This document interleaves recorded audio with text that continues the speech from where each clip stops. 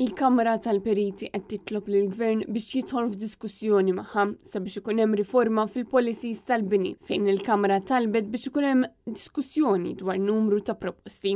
Fost l-oħrajn il-Kamra tal-Periti qalet li għandu jkun hemm liġi nazzjonali dwar l-arkitettura u għandu jkun hemm ukoll riviżjoni dwar kif il-proġetti jkunu stmati biss fuq livell arkitettoniku. Dan jista' jsir grazzi għal reviews minn panels li jitwaqfu apposta. Qed isru wkoll appell għal diskussjoni bejn il-Gvern u l-Kamra tal-Periti dwar strateġija tal-iżvilupp f'żoni urbani, kif ukoll diskussjoni kif għandu jkun hemm kompetizzjoni bejn il-periti dwar id-disin ta' proġetti li jkunu finanzjati mill-fondi pubbliċi. Il-Kamra tal-Periti tisħaq ukoll li għandu jkun hemm riforma dwar is-sistema tal-ippjanar tal-bini u li din ma għandix tibqa' tiddependi biss fuq il-liġijiet li jikkontrollaw l-iżvilupp, imma minflok għandha tiddependi fuq pjanijiet li jkunu bbażati fuq riċerka u pjanijiet strateġiċi skont kull lokalità.